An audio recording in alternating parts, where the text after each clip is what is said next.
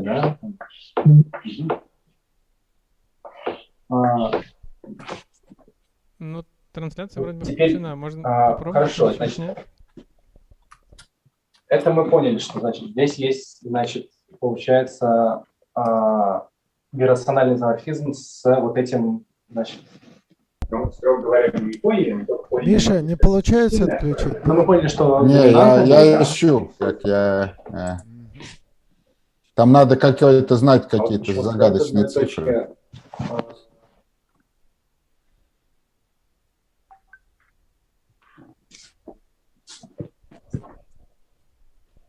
Значит, как вы сказали, еще раз мы сделали. Мы взяли... Сейчас, ну, может быть, кто-нибудь может позвонить или Владимиру Шейну сказать, как-то у кого-то есть контакт, потому что так, конечно, сложно, если у вас в аудитории все это.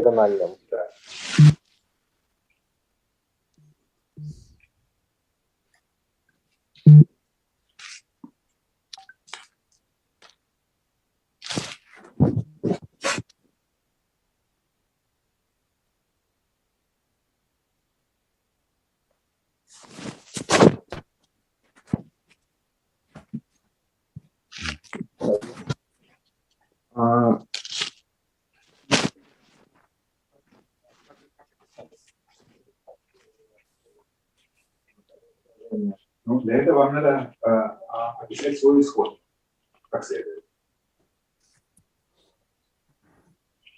Значит,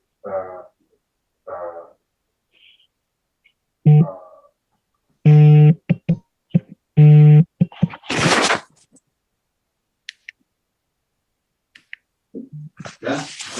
Ну, да, но что такое слой исходного? Значит, еще раз, у нас есть какие-то, значит, n плюс 1 вектор, да? Да. И слой исходного, это получается все такие матрицы от PGLN, да, у которых, ну, которые диагонализуются с этими, собственно, точнее, с этими, собственными векторами, да? Да.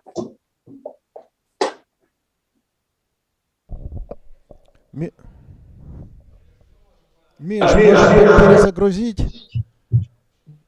Ну, можно попробовать. Да, сейчас. Давайте я попробую первый.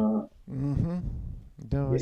Может, если я первый войду, то тогда... Да, может быть, если ты первый войдешь, то ты сможешь... Да, давайте попробуем все выгрузиться. Извините.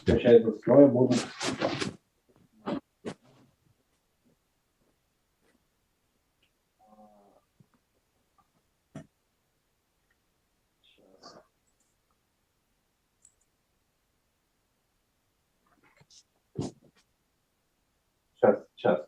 Что-то я...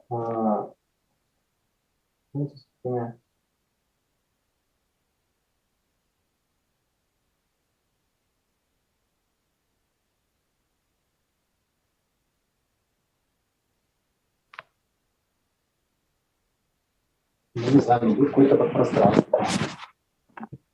Какой-то там размерности. Ну, все-таки матрица — это какое-то подпространство. Миш, ты теперь организатор. Можно размерности считать. Ну, это... Ну, да, но это же... Алло? Вы тут, да? Да, все, победа. Все, победа. Да-да-да, мы тут, и все отлично, спасибо.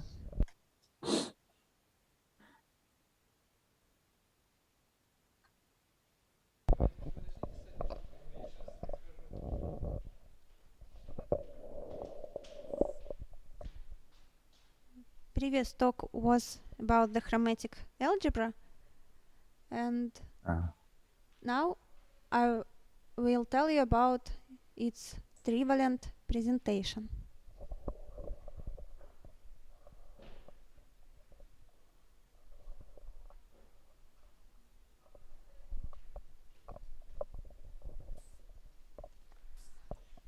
First, let me recall the definition of the chromatic algebra.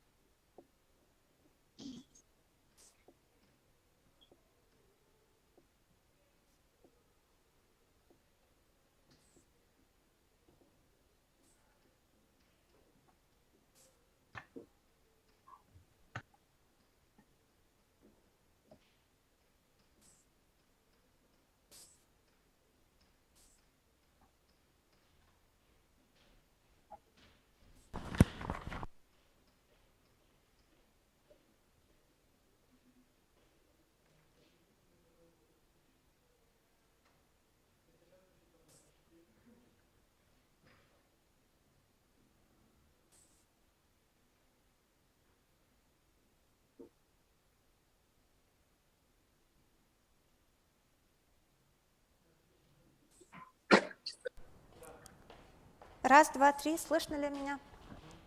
Да, отлично.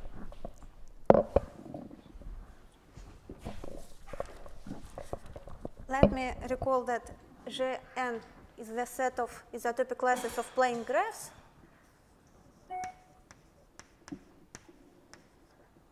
Embedded in the rectangle with n endpoints at the top and n endpoints at the bottom of the rectangle. For example,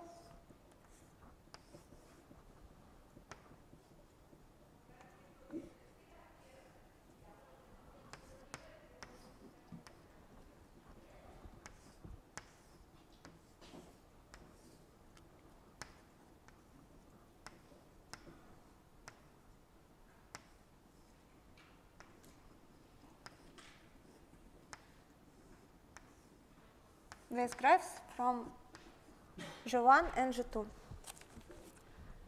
Second definition is the definition of the algebra Fn.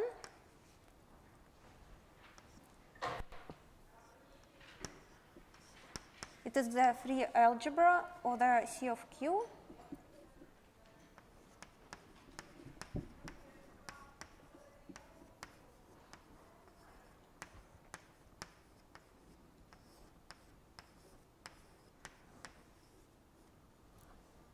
With free additive generators given by the elements of Gn.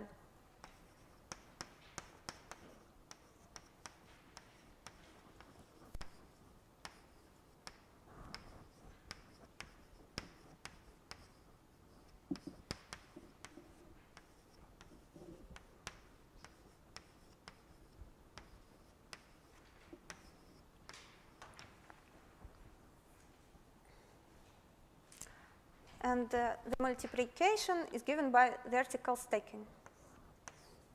For example,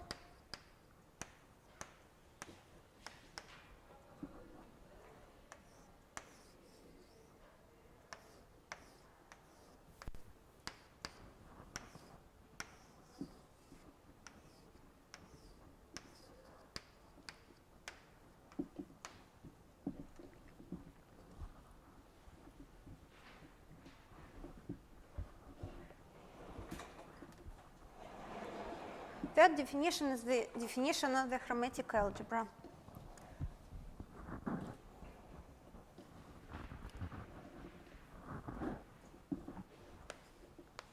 The Chromatic algebra Cn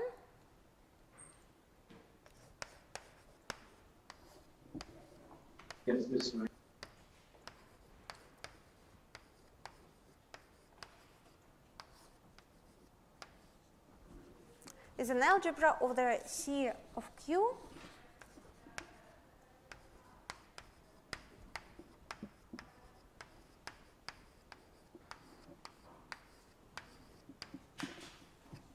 which is defined as the quotient of the free algebra Fn by the ideal generated by free following relations.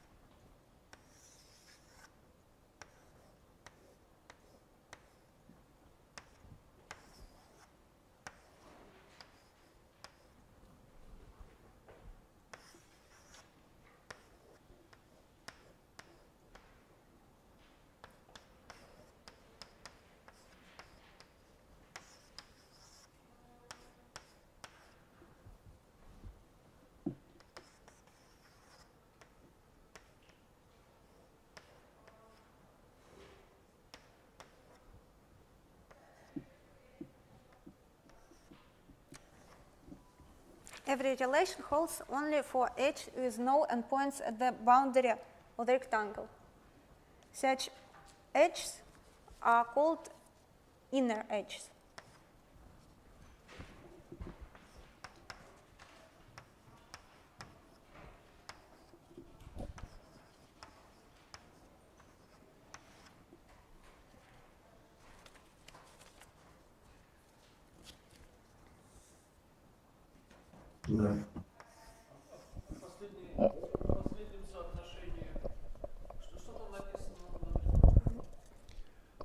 И.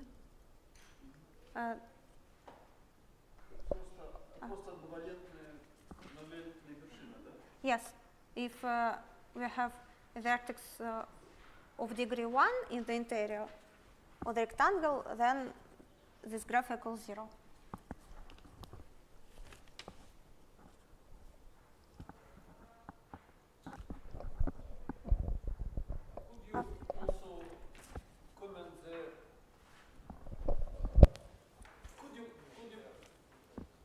Could you please comment the product operations? Dots on the bottom of the first diagram is not equal to the number of dots on the top of the second graph. It must be equal. Yes. We fixed the number n, and I didn't write it. Excuse me. Fn is a free algebra with additive generators as elements with n endpoints at the top and n endpoints at the bottom of the rectangle.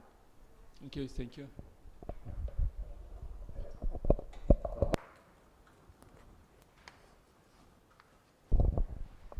So, and this diagram is 0, yeah, in the chromatic algebra. Yes, this. Nope. Is it 0? No, this diagram is not 0 because these edges are not inner edges. These are not inner, only for inner. Okay.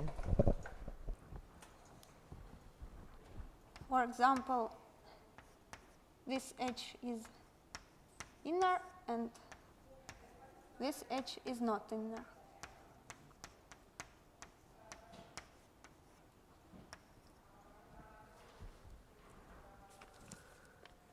Now let me define the trivalent algebra.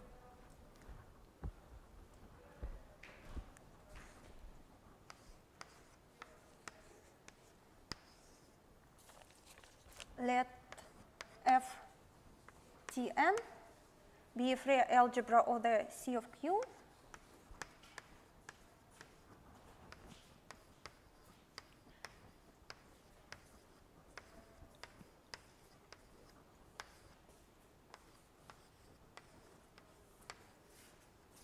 These elements are formal linear combinations of isotopy classes of trivalent graphs in a rectangle R with n endpoints at the top and n endpoints at the bottom of the rectangle.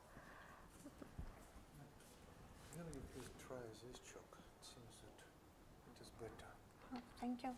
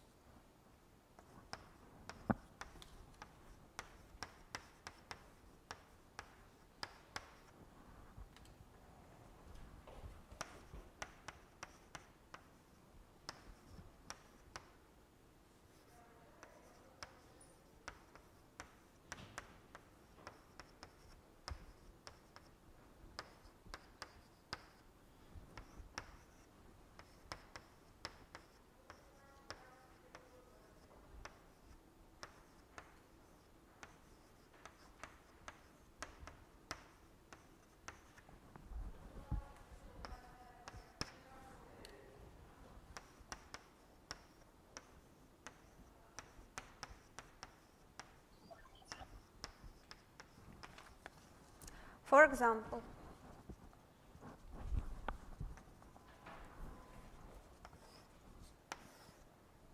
this graph is an element of FT3.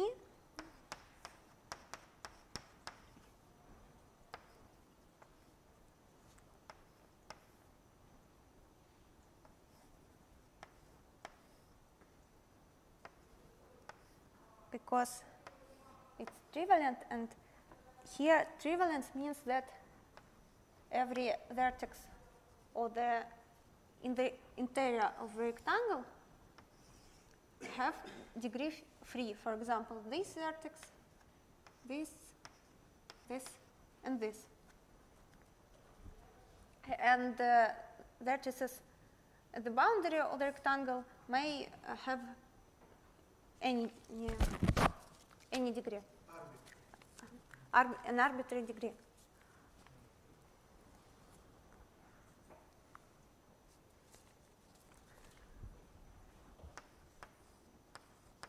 And the Trivalent algebra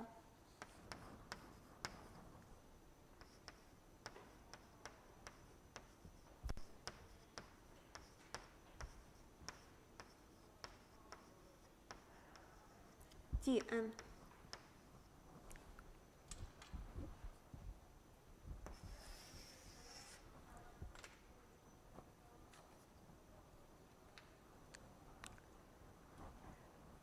is the quotient of Ftn by the ideal generated by the relations.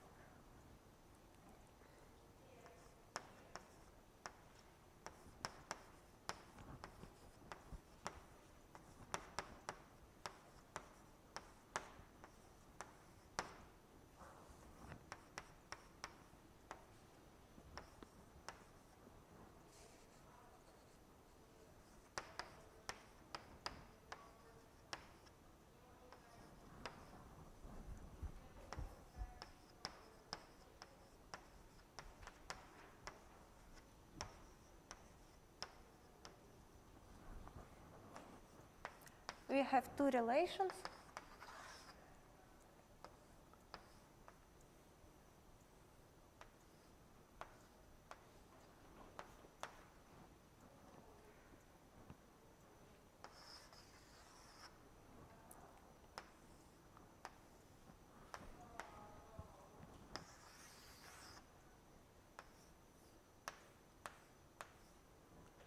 First relation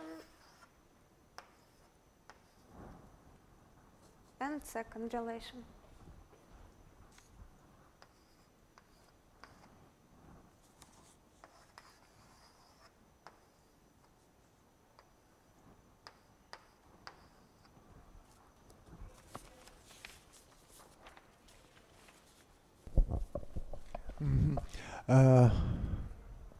So what does the first relation mean? You have two interior vertices, yeah, and connected by an edge, and you consider a neighborhood of this edge, and then such a relation takes place. So two of the diagrams and the relations have two vertices less than the original one, and two have the same. Okay. Great. And second relation means that if we have a loop, then the graph equals 0.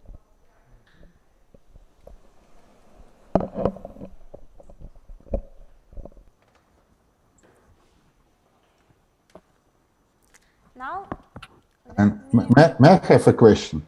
yes. Is it true that that any algebra is equivalent to algebra combined from some combination of Trivalent relation, trivalent graphs. Any algebra at all? Well, all these pictures that using these relations you can kind of reduce the graph to some kind of collection of trivalent graphs, or it's not true. You mean whether the algebra Tn coincides in fact with Cn? What is your question? Ну, правда ли, что можно любую картинку с помощью этих соотношений перерисовать как какой-то набор с коэффициентами тривалентных графов? Нет.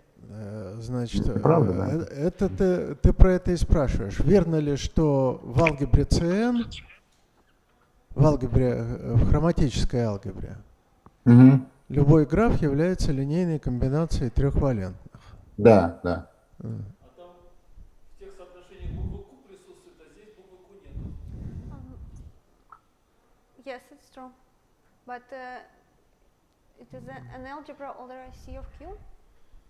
It's an algebra over C of Q, and I believe the answer is positive. Да?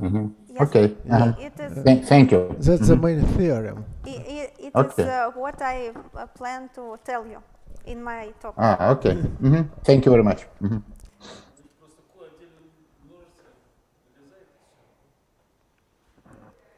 But here will be Q2 for some reasons. Now let me consider a map phi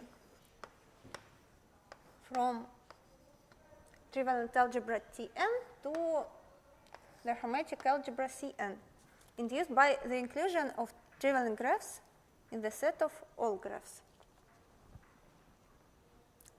The relations 1 and 2 for trivalent graphs holds in the Hermetic algebra. For example, why it's true? For example, this graph in the Hermetic algebra equals this by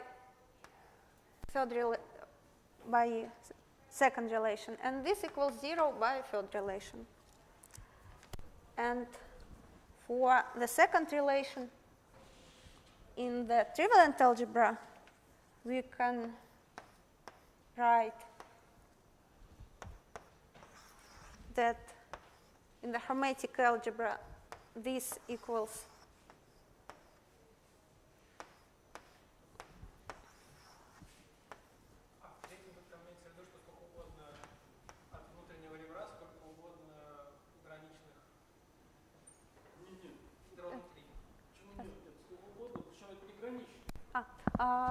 no, not only free, some number.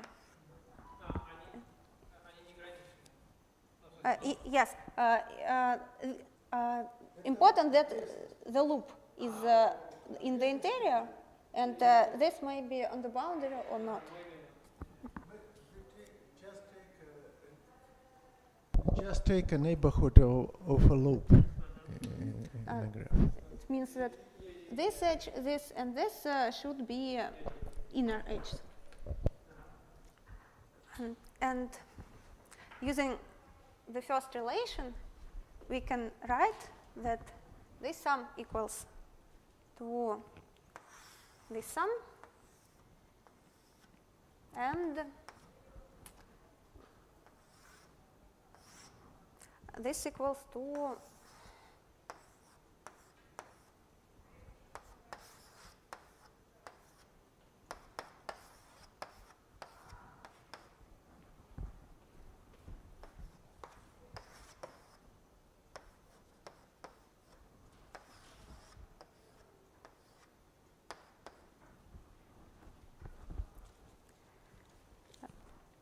so we see that the map phi is well defined.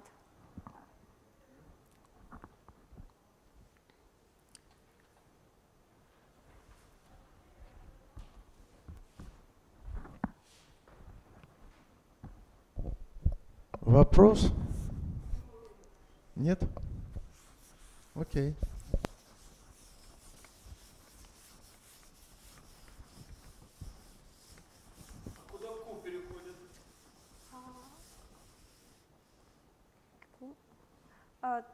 to Q.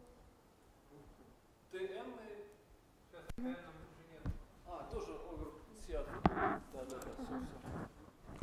TN это алгебра над Q, и там все. This algebra and this algebra are algebras over Q. The main theorem is that the map phi is an algebra isomorphism.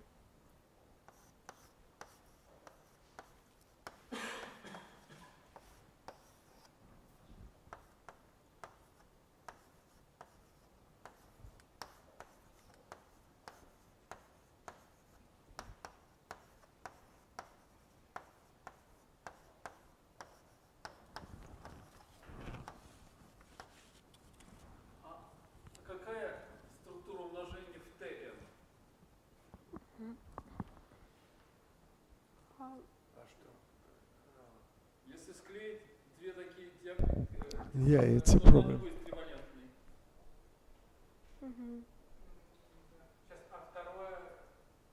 Второе условие в TN, второй идеал, это петля и одна элемента. Yes.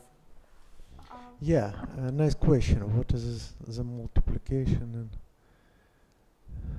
in F10? Наверное, это просто изоморфизм векторных пространств, а умножение берется из алгебры CN.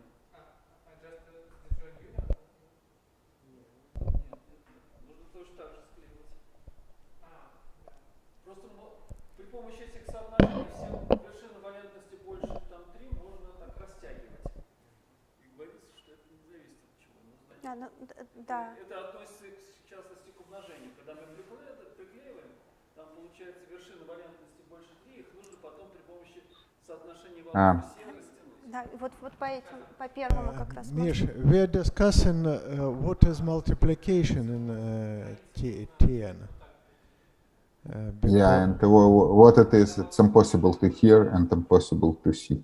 Yeah, there is nothing to see, but it's important to hear. The question, if we put one trivalent graph over the other, above the other, then what we obtain is a trivalent graph no longer. So it's important to define the product in Tn.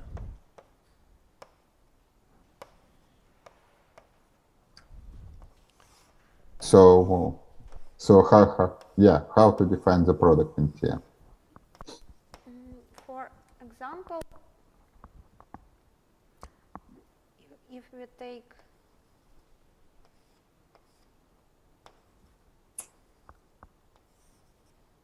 these two graphs, then we have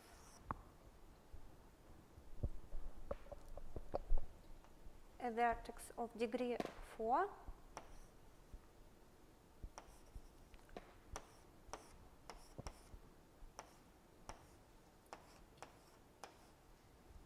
and it's true that now it is not a trivalent graph, but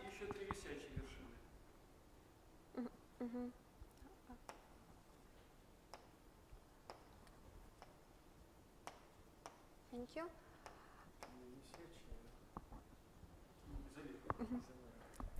But yeah, it's true that we can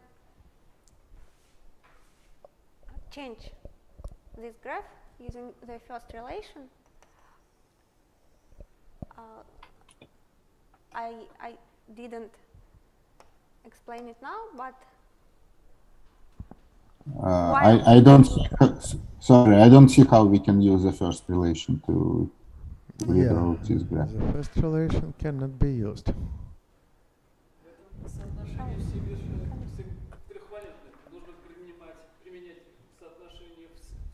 The first relation includes only three-valent graphs. Yes, it seems that we should apply relations in Cn rather than in Tn. Yeah, that it basically was my question when I asked, so is it possible to...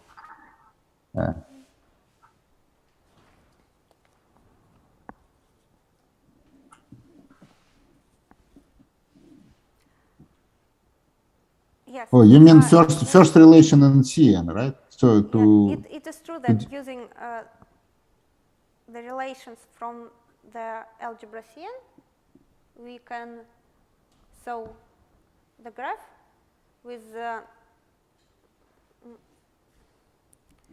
an arbitrary set of vertex degrees as a sum of graphs, as the sum of trivalent graphs. And I will explain it proving this theorem. I will explain how for a graph from Cn construct the sum of trivalent graphs. Yeah, but I don't understand the definition. What is what are relations in Tn? So I'm puzzled. What Maxim suggests is to think about Tn as a vector space at the moment, and phi is a mapping as a linear mapping of vector spaces, and then we prove that in fact phi is a vector space isomorphism, and so multiplication in Tn can be defined as multiplication in Cn. Okay, so it's so it's better to write this theorem as not as an algebra isomorphism, but as a vector space isomorphism.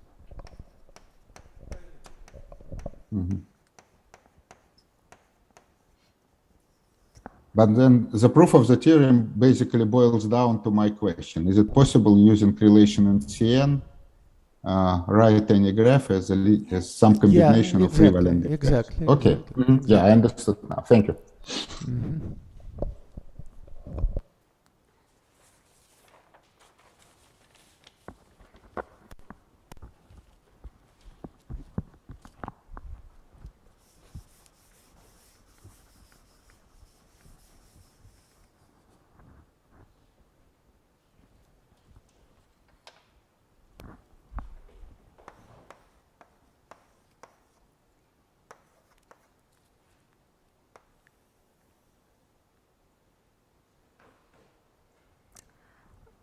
Let us note that the first relation of the Hermetic algebra decreases the number of inner edges of a graph. So every graph can be represented as a sum of graphs without inner edges. For example,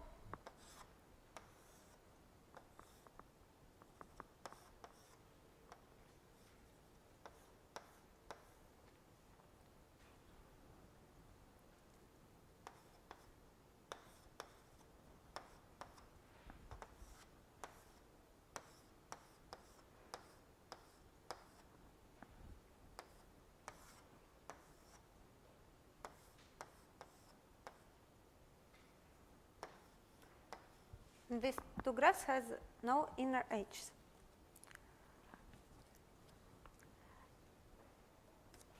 And will you please write down the first step, eliminate inner edges? Yeah? The first step is eliminate all inner edges. Напишите это просто. Eliminate. First step.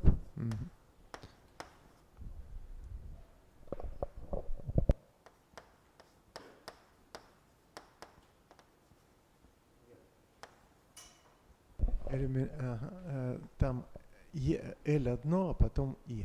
Ага. Элимин. Ага. Нет. I. И L I. Ага. Eliminate. Да. Вот. Thank you. All inner edges. All inner edges of a graph from the chromatic algebra. And then for every, and then we have a sum of graphs without inner edges, and for every graph with no inner edges, we will do the following.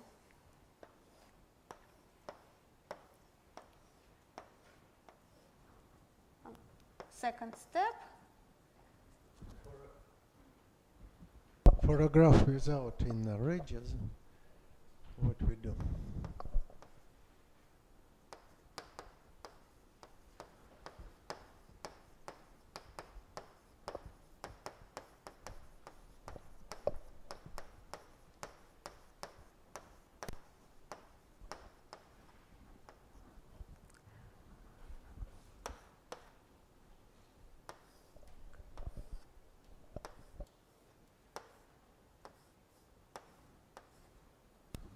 Using the first relation,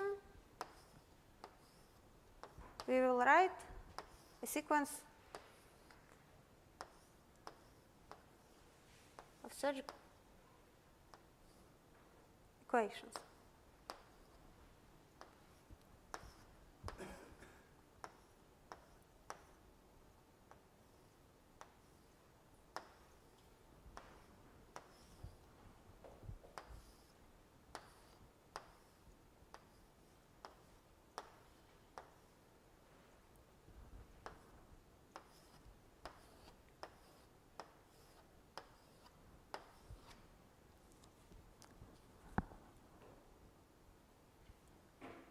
These graphs are trivalent.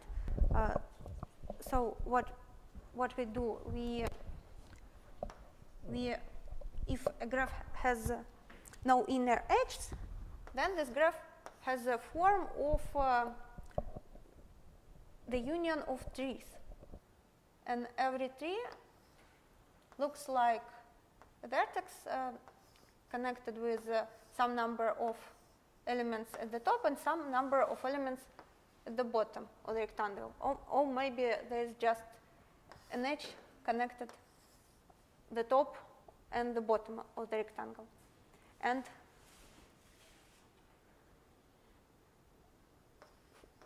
if in this situation, then we will write a sequence of contracted direction relations for every two leftmost. Yes. We take two leftmost edges and play with them. Yeah. Yes. For the two nearest edges.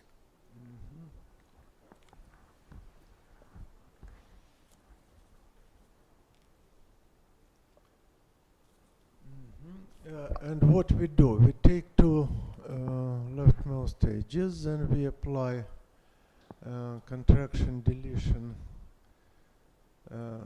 as rule number 1. Yeah. And then we have a graph from Cn as the sum of trivalent graphs. But the next step is that we take the next pair of leftmost edges, yeah? Yeah. And proceed in the same way. Yeah, and last sum we will have okay. vertices of degree 3. Правильно все вроде? У меня еще есть вопрос. There could be some loops which do not bound a disk. Do we include them to the second relation in Cn? Yes.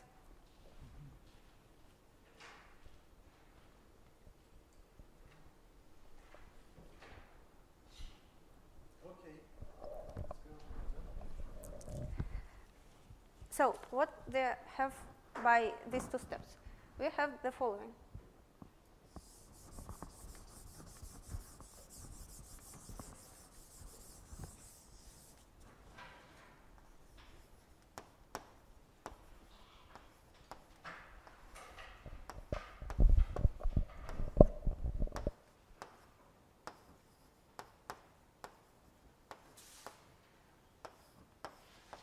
because this map is surjective. Because every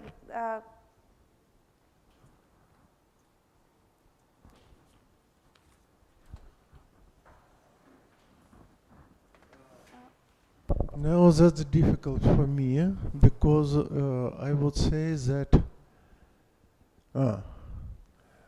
why do we know that Tn is finite dimensional?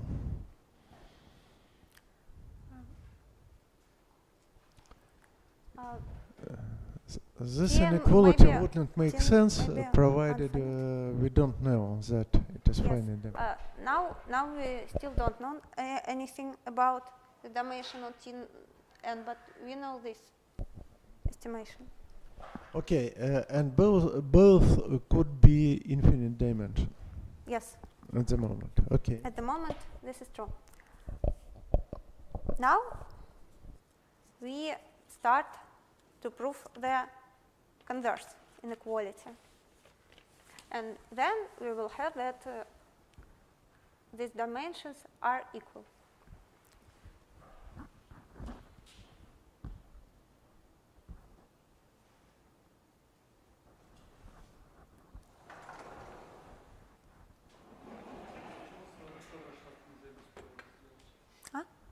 Почему второй шаг нельзя сделать сразу без первого? Вот этот, если тоже можно, просто если у нас есть граф, то удобнее сначала избавиться от всех внутренних ребер, а уже потом избавиться от всех внешних ребер. Ну, просто графы, которые остались к этому моменту, они очень простые. All the graphs that those without inner edges. Действительно, их получается конечное число. Yeah, it's true. Тогда действительно получается конечная размерность. Mm-hmm.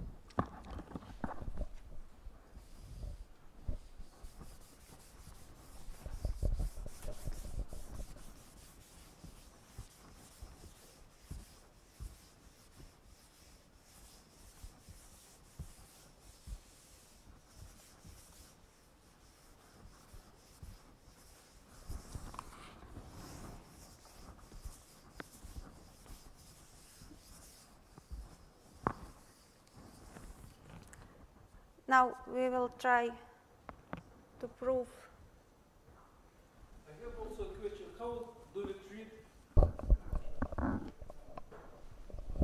How do we treat a component with isolated vertex? Ну, там ничего не сказано. Ну, как раз, когда мы умножаем, там у нас получались. What you mean what to do with some isolated vertex? In the algebra Cn, for example, something like this will be equal to a graph with no isolated vertex. It's just an extra relation, or it's consequence of It's those? because of the relation 1, because we can connect this vertex to the nearest vertex and then apply relations 1 and 3.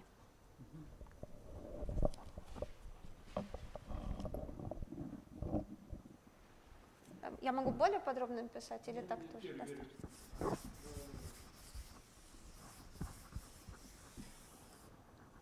Now we will try to prove this.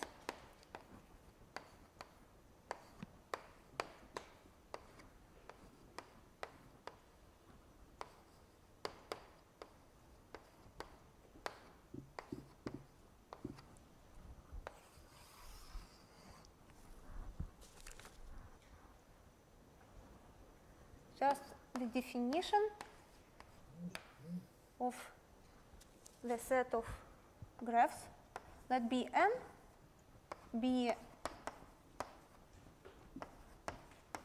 the set of all graphs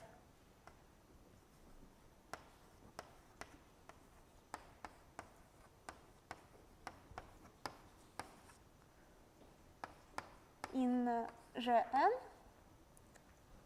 without inner edges.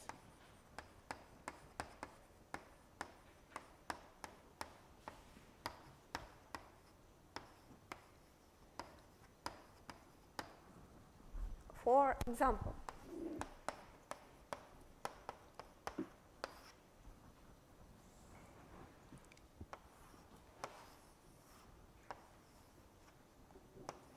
This graph has no inner edges,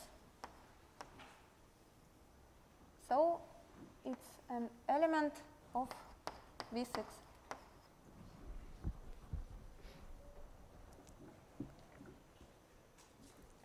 And it is easy to see that the number of elements of Bn is finite for every n.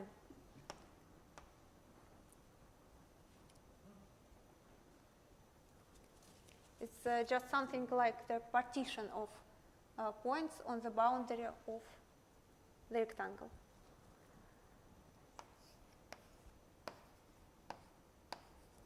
Here is the lemma. The elements of Bn form an additive basis of the Hermetic algebra Cn.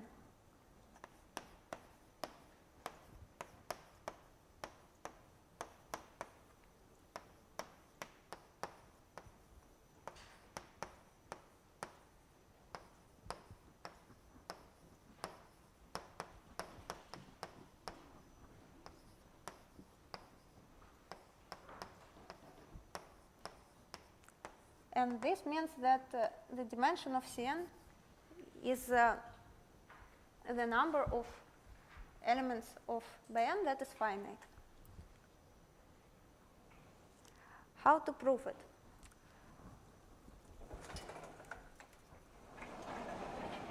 How to prove this lemma?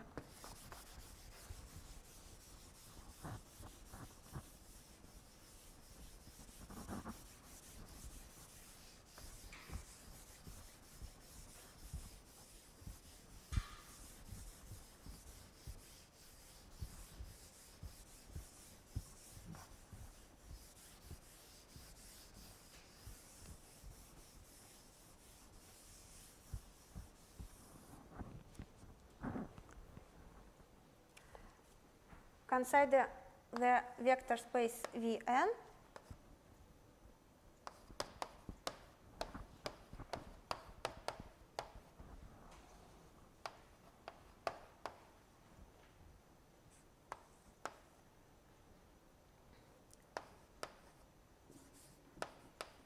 over C spanned by elements of Bn.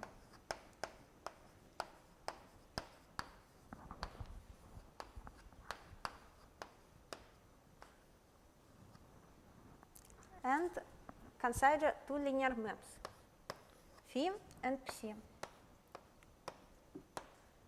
Phi is from Vn to Cn, and psi is from Cn to Vn. The map phi is induced by the inclusion of the set of isotopy classes of graphs without inner edges to the set of isotopy classes of all graphs. So it's just an inclusion. And psi is a more interesting map. Psi is defined as a sum for a graph G from Gn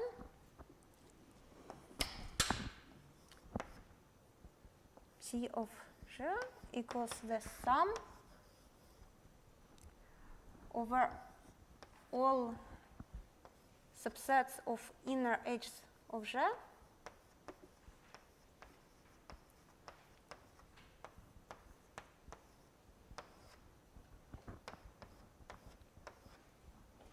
minus 1 to the degree E of G number of vertices in the graph G minus the number of elements in S multiplied by Q to the power n of Q multiplied by Bs. Here I must explain what is Bs and what is n of S. Today, to explain this, let me denote by Gn, by Gs, the graph obtained from G, this graph has the same set of vertices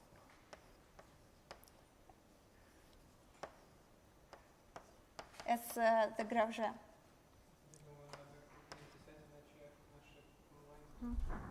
Хорошо.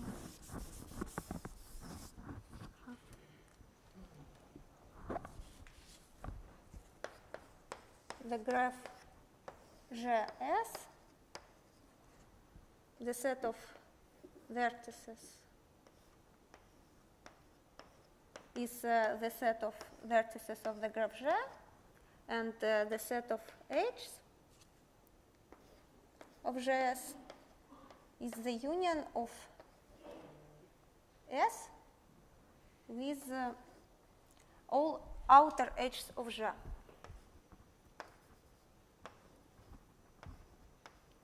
Outer is means not inner.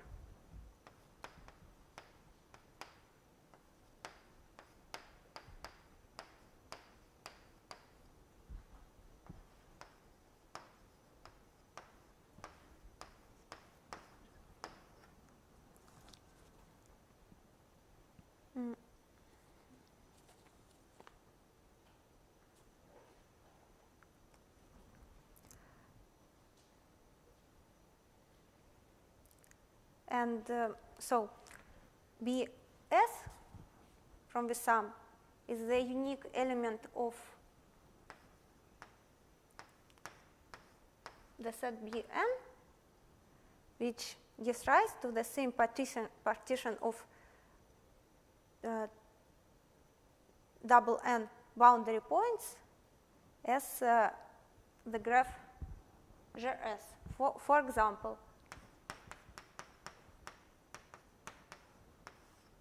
let me consider a graph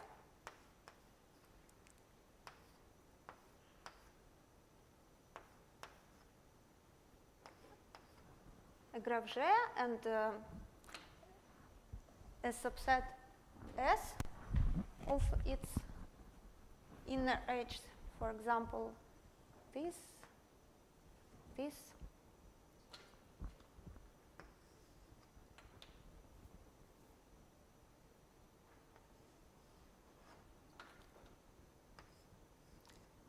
And this. Then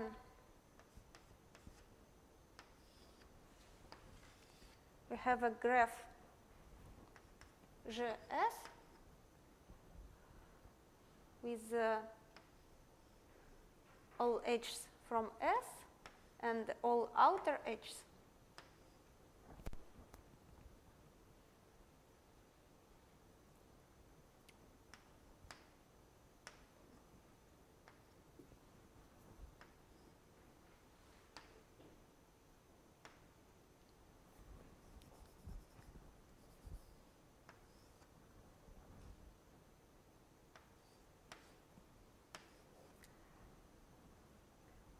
And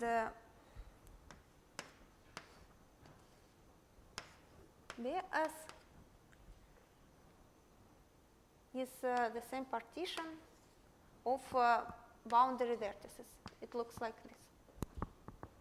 this. BS has no inner edges.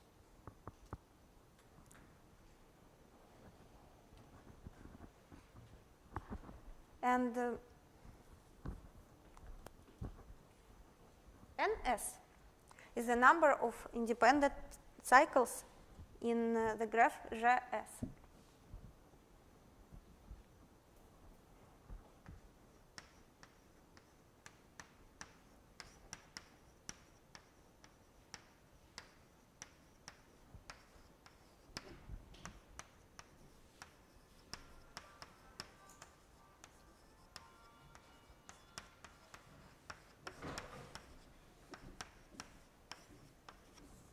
Or equivalently,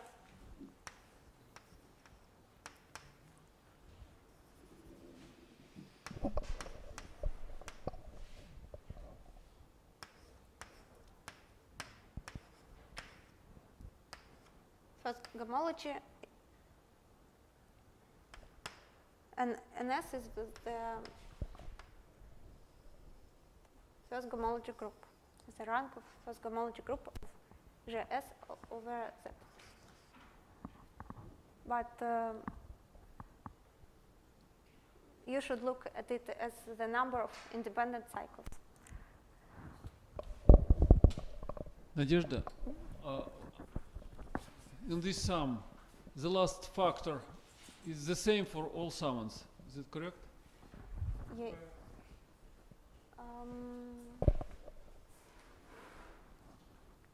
It doesn't depend on inner edges, so I think yes. But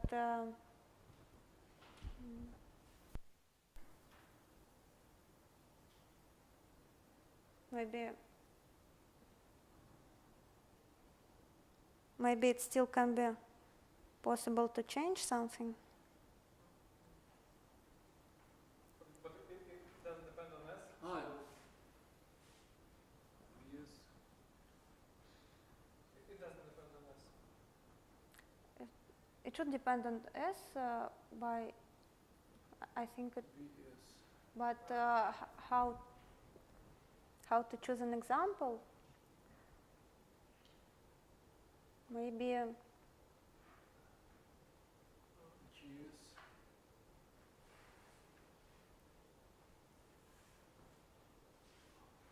То есть БС, получается так, мы убиваем все внутренние вершины просто. мы смотрим, как соединены друг с другом ребра на границе. То есть, может быть, все-таки что-то меняется. Мы вместо Да. путей из граничных берем просто перебросы. Или там выставляем такие штуки. Да? Мы этот самый берем граф GS. GS Да. это значит некоторое количество внутренних и все внешние ребра. А потом поэтому в зависимости от выбора GS, вот Да. здесь вот в этом там, где написано example, Это не там G, это GS. GS. Это же GS. Да. Да. А потом в графе GS мы смотрим, как получились соединены друг с другом вершины на границе. Да, это зависит от выбора внутренних. То есть зависит от S. Поэтому он BS. Да. Да. Ну вот у нас есть граф GS, вот его определение слева там. Это мы берем какое-то подмножество внутренних ребер, по которому суммируем и все внешние ребра. E от GS это S со всеми внешними. А дальше граф BS, он строится по GS таким образом, как написано справа внизу. Мы убираем просто все ребра, которые внутри. Там был граф GS. Все внутренние ребра. Да. Ну, не удаляем, а скорее соединяем, стягиваем. Да, стягиваем.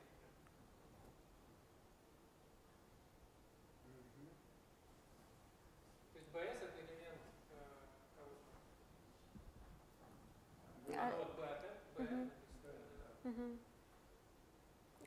Какой-то граф без внутренних ребер.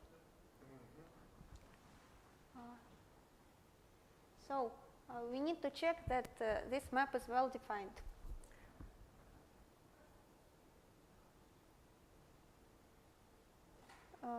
This means that we need to check that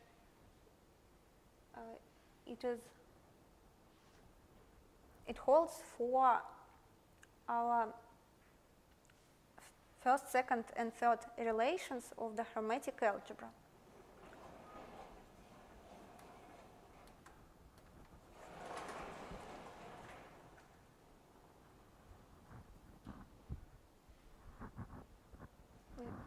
Maybe I should write it here.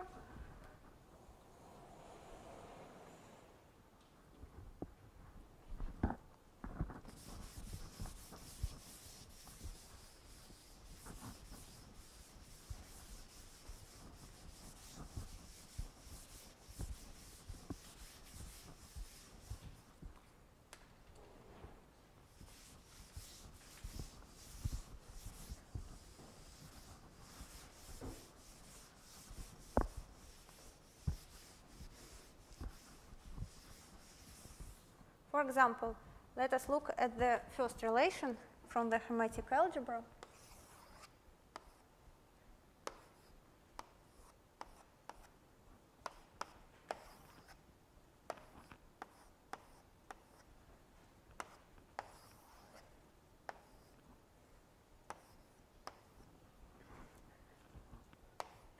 graphs can be denoted as gamma, gamma contracting E, and gamma deleting E. And let us look at the corresponding sum.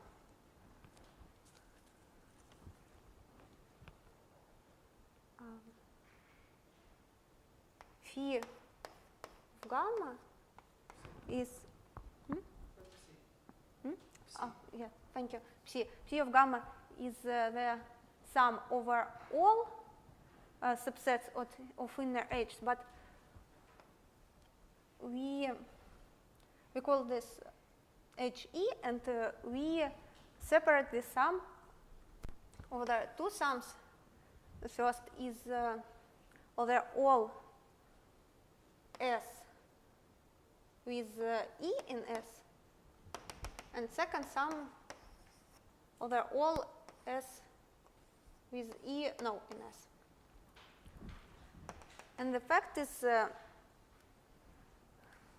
one of the sum is equal to the corresponding psi of this graph, and second sum corresponds equals to psi of this graph.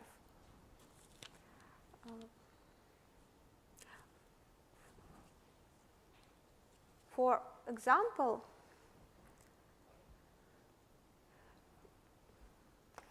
BS and BS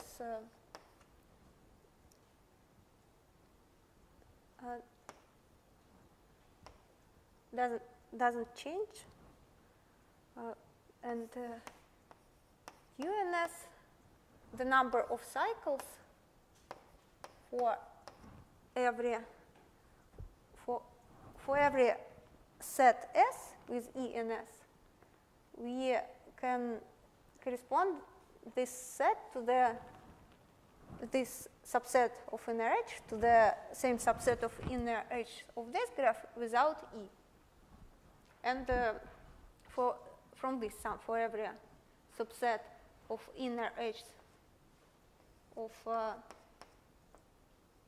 gamma, we will consider the same set of H's of this graph, because only difference in the HE, and there is no HE.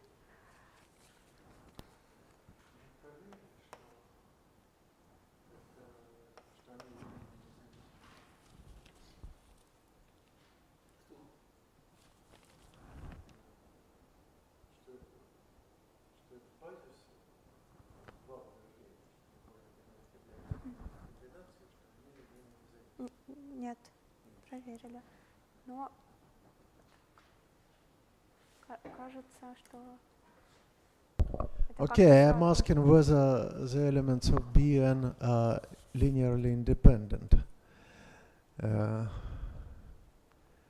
They form, they span the whole space Cn, but we also need, in order to prove that they form a basis, we need that they are linearly independent. Is it indeed true or not?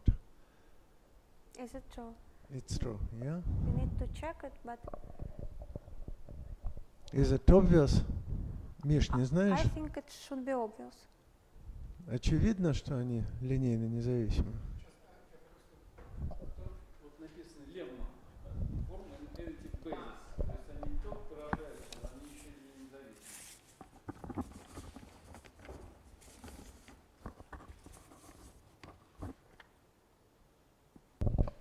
Okay, we may skip that at the moment, but just have in mind that it is to be proven. Maybe I can explain it somehow why it is obvious, because every element of Bn is the partition of vertices of the boundary, and if we look at our relations for the Trivalent algebra, or maybe for the Hermetic algebra, then we will see that these relations doesn't change the partition. In fact, this is not a partition, but a decomposition, yeah? Because here the upper ends are decomposed into 4 parts, 4 ordered parts, 0, 2, 3, and 1. And the lower ends are also decomposed into 4 parts, 2, 1, 1, 2. It's decomposition. It's a decomposition, yeah. And our relations doesn't change this. Great. Yeah, it works. So now we try to check that Psi is well defined. For we separate this sum Psi of gamma to 2 sums with subsets with E in S and with E not in S. And first sum there will be -1 to the power E of gamma, or we can say E of gamma constructing E minus number of elements of S, because we to every set S we correspond the set of H here the same but without an HE. So but then you should have the number of elements in E of gamma. E is the number of elements. It's the number of elements. It's not the set of edges, but or maybe like that. That is preferable. Yeah.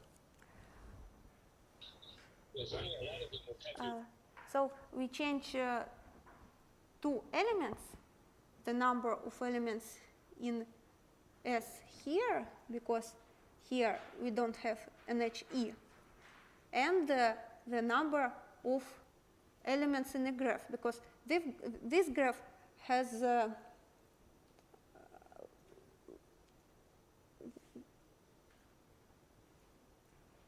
because the number of elements in the graph gamma constructing E is the number of H's in the graph gamma -1. So here we change 2 characteristics, and the power stays the same. While for the second sum we change only 1 characteristic.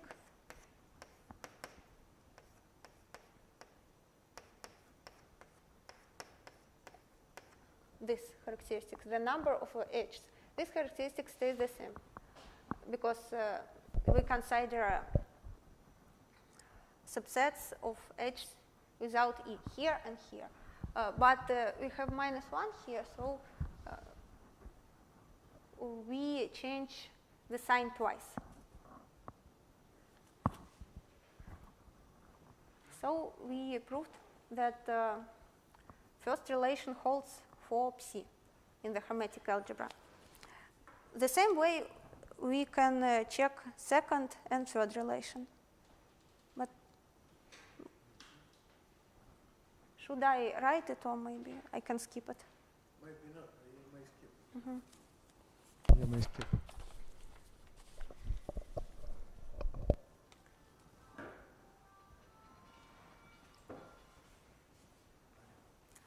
So we already know that using the first relation of the Hermetic algebra, every graph can be expressed as a linear combination of graphs without inner edges, because the first relation decreases the number of inner edges. So we have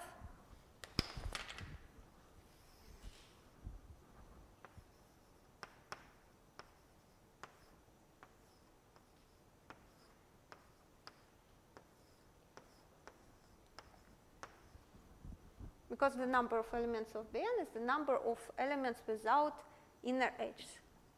and every graph from Cn can be represented as a sum of graphs without inner edges.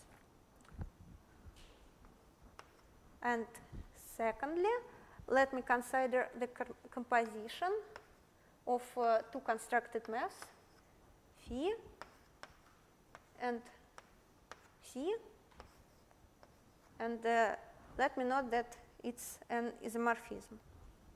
For every b from Vn, we have composition phi and psi equals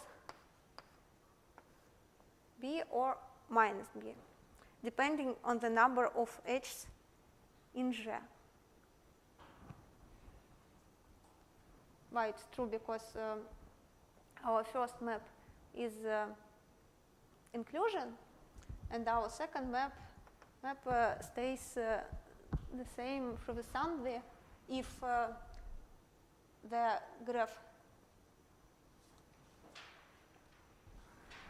graph from here, then here this graph has no inner edges, and then for psi they have only one subset S equals the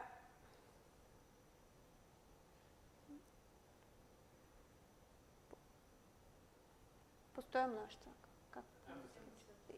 Thank you. Empty set. We have only S equals empty set. So there will be -1 to the power the number of elements in the graph G.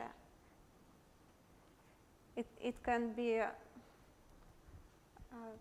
even or not even. Odd. Yes. So what does this mean? This means the fact that this composition is an isomorphism means that we have this estimation, dimension of Vn less or equal to the dimension of Cn. And we already know that the dimension of Vn is the number of elements Bn as we construct the vector space Vn in this way. So we have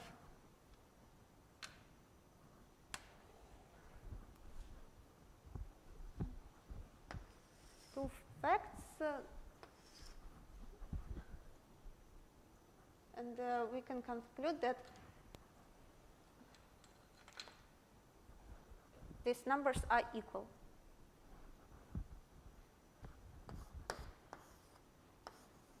Dimension of the Hermetic algebra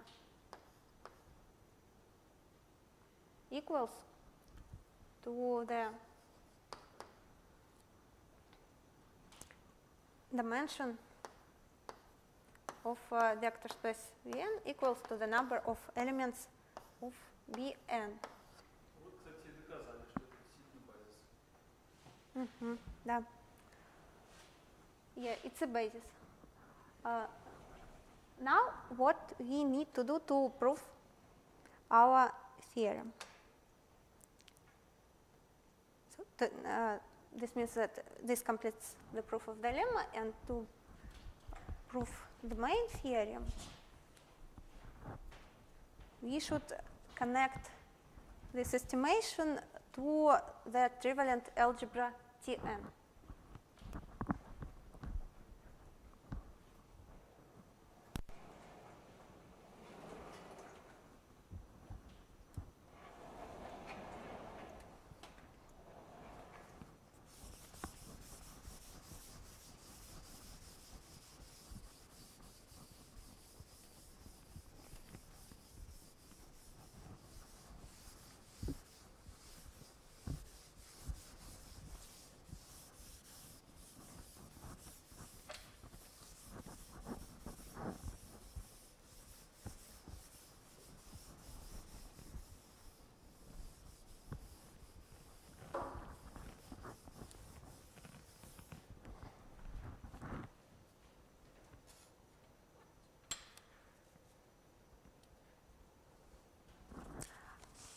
what I will do, I will construct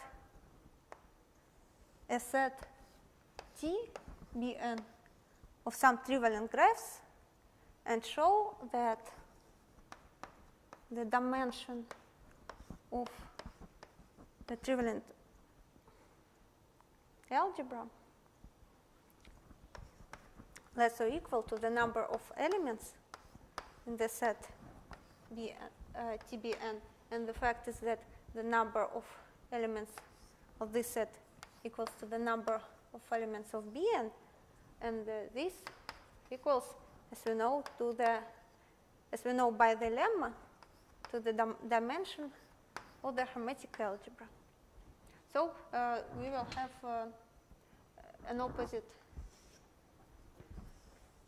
estimation, and this will complete the proof of the main theorem. First step is to construct the set Tbn.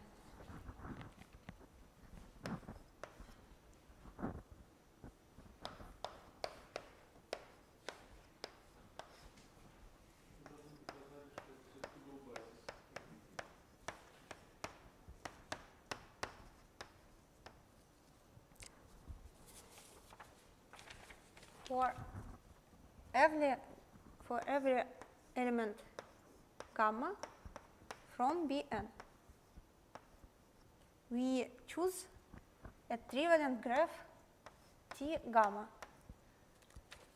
with no cycles, and such that the contraction of all inner edges of T gamma gives gamma.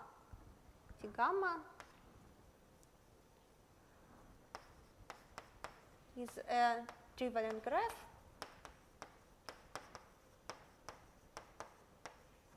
with no cycles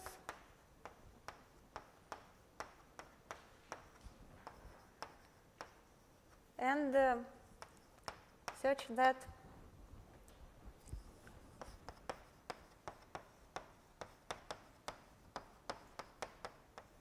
the contraction of all inner edges of this graph gives the graph gamma. How to construct this graph T gamma? For example,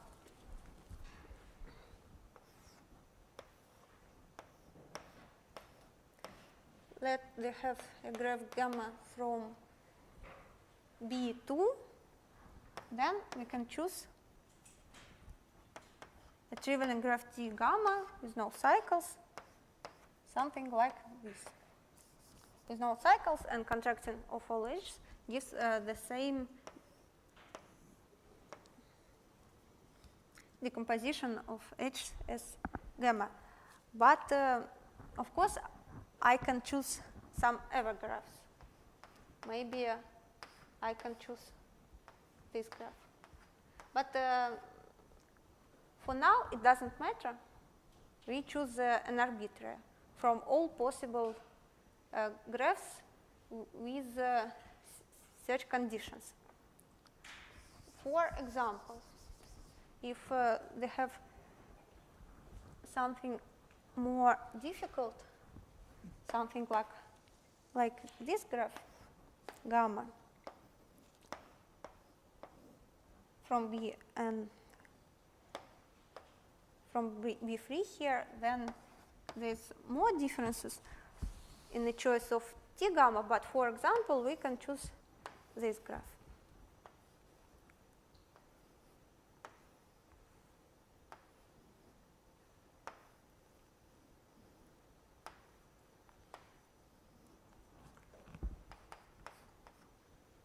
And let me denote by Tbn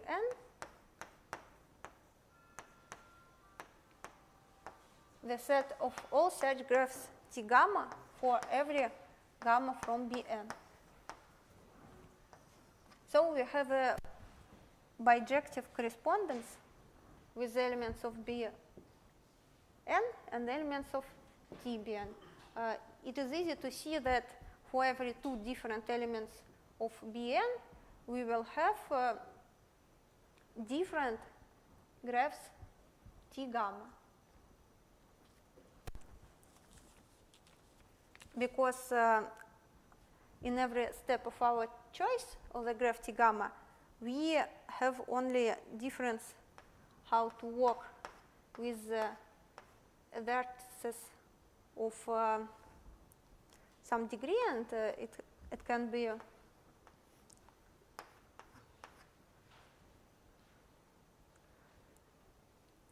divided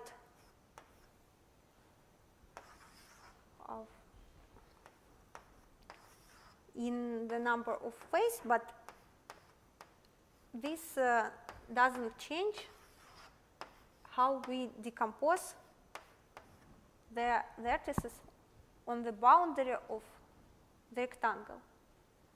So if they have different elements of Bn, then they have different decompositions of its vertices on the boundary of the rectangle. And because this relation holds for this relation gives the same decomposition of boundary vertices, we will have for different elements of Bn, we will have different elements of T gamma.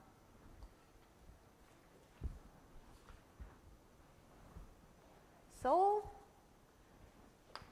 the number of elements of Tbn equals to the number of elements of Bn.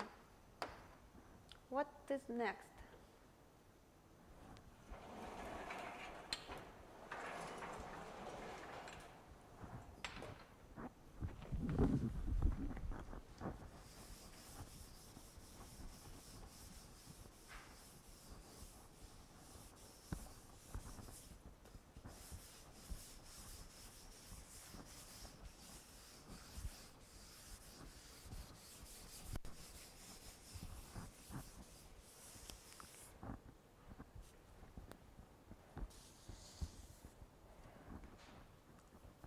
Next, we want to show that every element of the trivalent algebra, Tn, every element T of the trivalent algebra Tn is a linear combination of elements of Btn.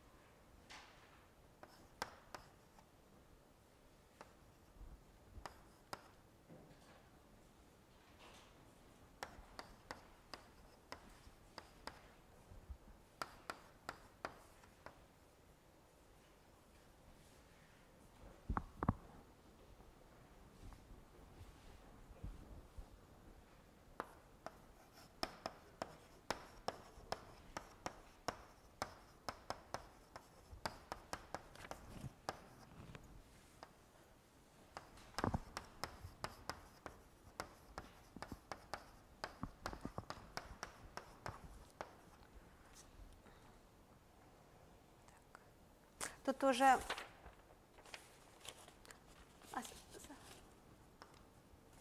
our last steps, we need to show that this is true. And here, first, I claim that using the relations 1 and 2 from the trivalent algebra, we can represent every graph T from Tn as a sum of graphs without cycles. So by first and second relations of the trivalent algebra, we will have that T equals the sum of graphs with some coefficients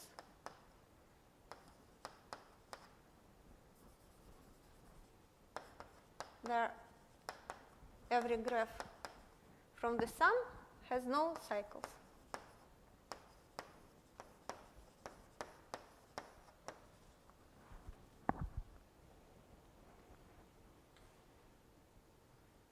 it's the claim from the paper, but really I don't think that this is obvious. I think that this is a difficult fact, and to be honest, I don't know why it's true. In the paper there is no explanations, but we need to use relations 1 and 2 to delete somehow or construct somehow all cycles. It may be an interesting question for audience. For the audience, yeah, this could be a kind of an exercise. Well, and if we represent T as this sum, then we can work with every element of the sum, TE, a graph with no cycles, and for these graphs, this graph is a trivalent graph with no cycles, and we construct TBN as a set of some graphs, some trivalent graphs with no cycles, but maybe this TE doesn't lay in TBN. But if it's true, then we have the sequence of F moves. This is the F move.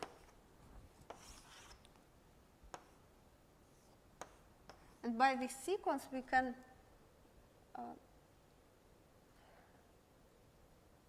represent Tn, represent Te as some graph that lay in TBN. How to do it? We will use the first relation of the Trivalent algebra. Let me recall it.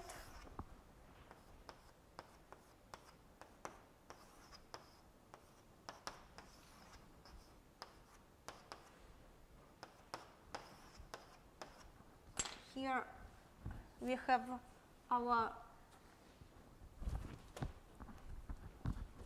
F move and two other summons.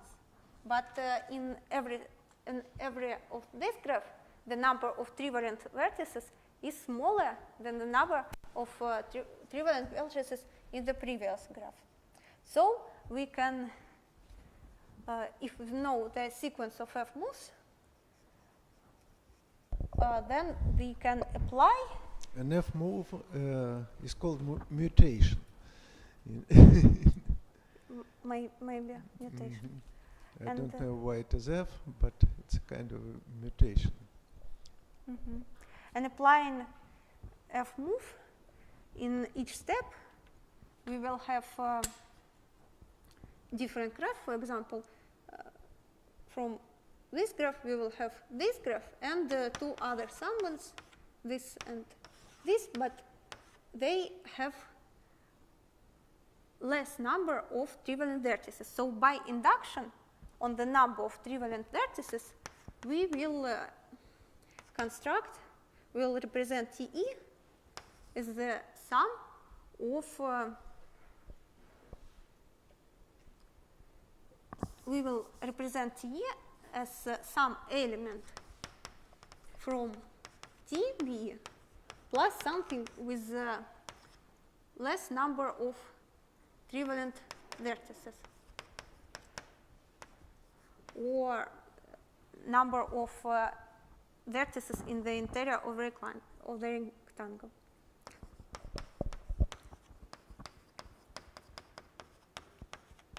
And applying for every of this trivalent graph the corresponding sequence of F moves, we will have that every graph T equals to the sum of graphs from the set TBE. So I showed that every graph T and then the graph T from Tn as the sum of graphs T can be represented as a sum of elements of TBN. And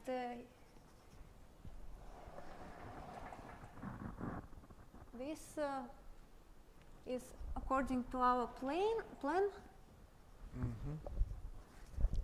Okay, I'm afraid we have to stop here. Это даже уже конец. Вот последнее, то есть вот мы доказали первую оценку. Then we have the equation. Will you repeat, please, what is TBN? I've missed. I had to. TBN. We look at the set Bn, and for every element gamma from Bn, we construct an element T gamma with the conditions that it has no cycles, and the construction of its inner edge gives gamma. Yeah, I see. Okay, Misha, do you have comments?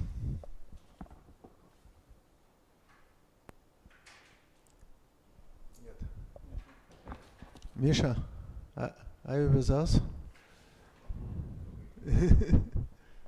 А ты можешь как-нибудь?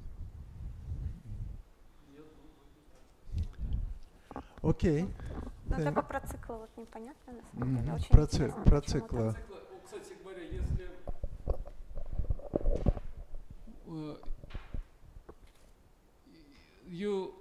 all the relations do not change the vertices on the bottom and on the top. So if you have a vertex on the bottom, for instance, with several edges issued from this vertex, how do you treat this?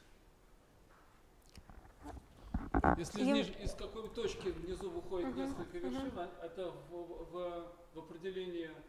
Но этот циклом не будет считаться. Циклом не будет считаться. Цикл не будет считаться? Не будет. Цикл только внутренний, но все равно непонятно, как избавляться от внутренних циклов. Например, вот особенно. Тогда непонятно, почему это будет конечная размерность, потому что... Размерность чего?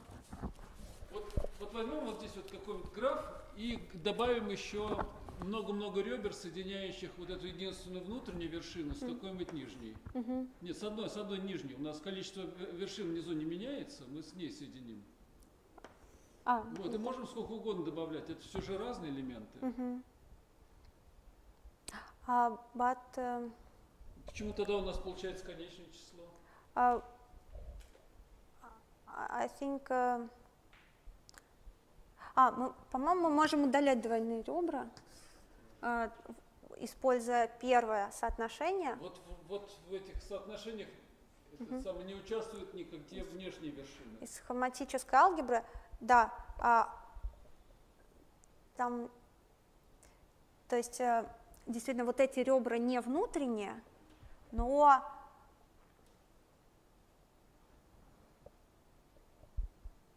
мне кажется, можно что-то сделать, чтобы от них избавиться. И число элементов будет конечным. Ну хорошо, тогда это пускай останется в виде вопросов.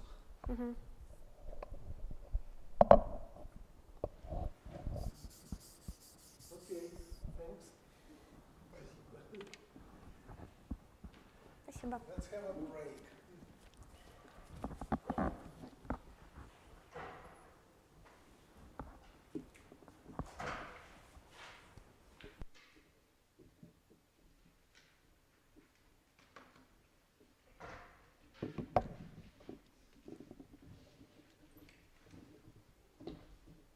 Верните, пожалуйста. Как избавляться от циклов, все-таки непонятно, интересно, для такого графа. Там утверждение, что мы можем использовать...